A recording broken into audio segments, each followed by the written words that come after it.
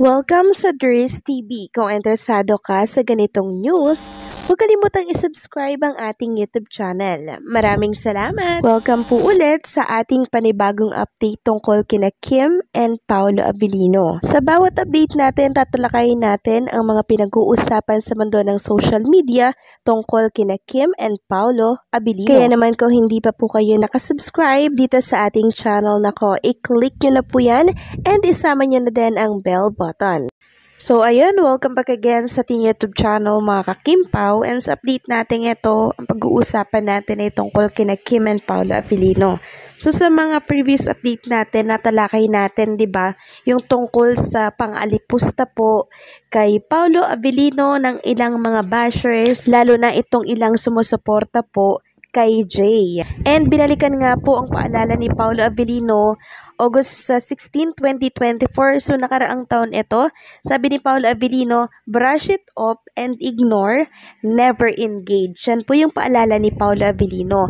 Nirepost ngayon ito ni Kim Pao Couple Forever. Sabi nga ni Paolo, never engage na sa bashers, lalo na kapag bayaran, kasi talo ka dahil maitim na budhi nila, wala na reason para magbago pa sila.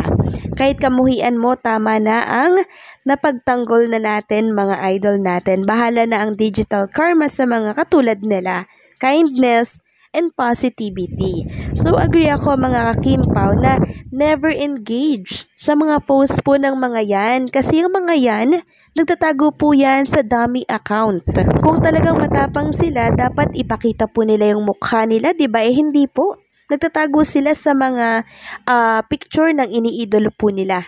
Kaya salip na magpakagalit po tayo dyan, makipagbardagulan tayo sa mundo ng social media, ay i-ignore na lamang natin at huwag tayong mag-engage dyan.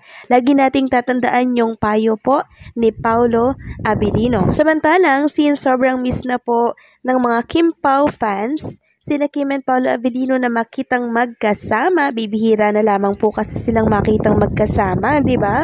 Kasi hindi naman po panay ma-post ang Kim Pao. Kung ano lamang yung gusto nilang i-share, yun lamang po. Kaya namimiss na po sila ng mga Kim Pao fans. At dahil miss na nga sila, eto't nagtutrowback na lamang sila ng mga video ni Kim and Paolo Abilino na kung saan talaga naman pong may kilig moment na makikita. Sabi nga po ni Johnny, pero ito talaga daw tunay na nagpapakilig sa kanya ang baunan si Kimi na puro gulay at walang karne. Kaya kapag kasala na, walang magpapaletsyon.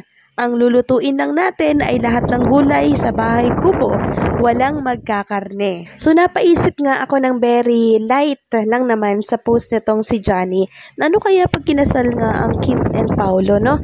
Ano nga kaya yung kanilang magiging handa doon? Wala nga kayang gula, wala nga kayang karne? Syempre, mga kakimpaw, meron yan. Para po yan sa mga bisita at hindi na lamang po syempre kakain si Paolo Abilino. So, siya na lang yung mag-a-adjust, no, para syempre sa mga bisita. And naisip ko lang, saan nga kaya sila ikakasal? Beach wedding ba to mga kakimpaw, since gusto nila parehas yung beach? Isa kasi ito sa iniisip ko na medyo saucy mga kakimpaw. Sobrang bagay at akma po kay Paolo Abilino ang maikasal sa beach. And I'm sure mga kakimpaw, maging kayo, ito din yung choice ninyo for Kim and Paolo, ang beach wedding. So ito'y naiisip ko lang naman mga kakimpaw, ano, since favorite nga nila ang beach. Samantalang, pag-usapan naman natin itong shinare po ng mga Kim Pao fans dito po sa Facebook. Picture ito ni Bong Navarro and Chinita Princess na talaga namang grabe pong makaalalay si Bong Navarro kay Kim Chiu. Ito nga, shinare po ito ng Kim Pao Natics. Makikita dito yung pag-alalay po ni Kuya Bong kay Chinita Princess. Nakakatuwa lang kasi very gentleman po ni Bong Navarro kay Kim Chiu. Talaga namang inaalagaan po siya ng mga kuya niya dito sa It's Showtime. And after nga po ng It's Showtime mga kakimpaw, diretso naman po si Kim Chiu dito po sa shop niya sa House of Little Bunny. And yung mga fans po na galing sa It's Showtime, talagang sumunod pa rin po dito sa shop ni Chinita Princess para syempre makabili po ng mga bag na tinda po ni Chinita sa shop niya. Kasi naka 15% off po ang selected item ng House of Little Bunny, mga kakimpaw. Kaya sa mga gusto pong bumili, no, i-grab nyo na to kasi hanggang 31 lang ito ng May. Sobrang sipag talaga ni Chinita Princess, no? Imagine, pagod po siya sa pag-host, pagod siya sa show, tapos pupunta pa po siya dito at dadaan siya sa kanyang shop. Nakaka-proud naman si Kim Chu, 'di ba? Hindi po alintana yung pagod niya, yung dapat ihiga niya na, 'di ba? Ipapahinga niya. Eto, at dumadaan talaga siya sa shop para mag-inventory, 'di ba? Para i-meet yung mga fans na ando doon.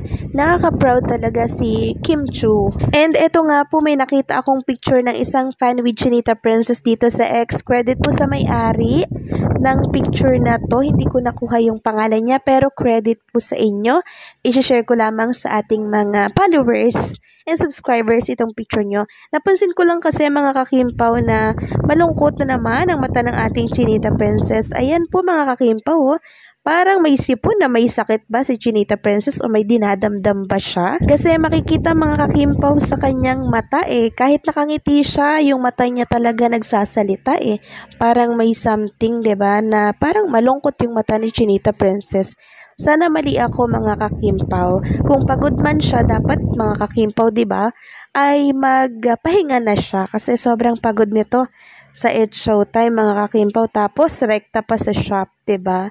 So siguro pagod lang yan mga kakimpaw. Wag na po kayong mag-alala kay Chinita Princess dahil baka mag-alala na naman kayo, 'di ba? Samantalang may nakita nga po akong post ng isang fan dito po sa X, nakalimutan ko na naman kuhanin yung kanyang pangalan.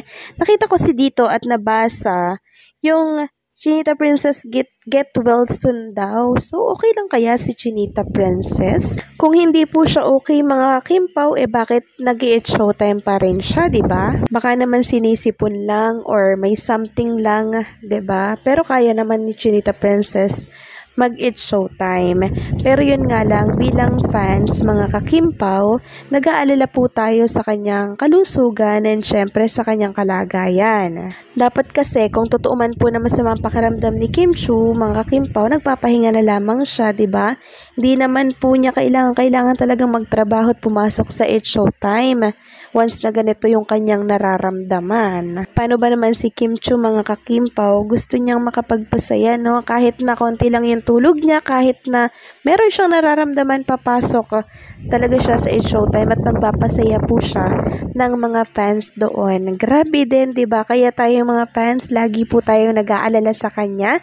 So kung ano man itong nabasa kong to, sana hindi ito totoo and sana ay fake news lamang ito mga kakimpaw. And hopefully, magpagaling na si Chinita Princess kung ano man yung nararamdaman niya, sipon or ubo man yan. And at saka mga kakimpaw, nandiyan naman si Paula Abilino para po siya ay bantayan at alagaan. So paano, hanggang dito na lamang po ang update natin. Maraming salamat sa patuloy po na pagsuporta.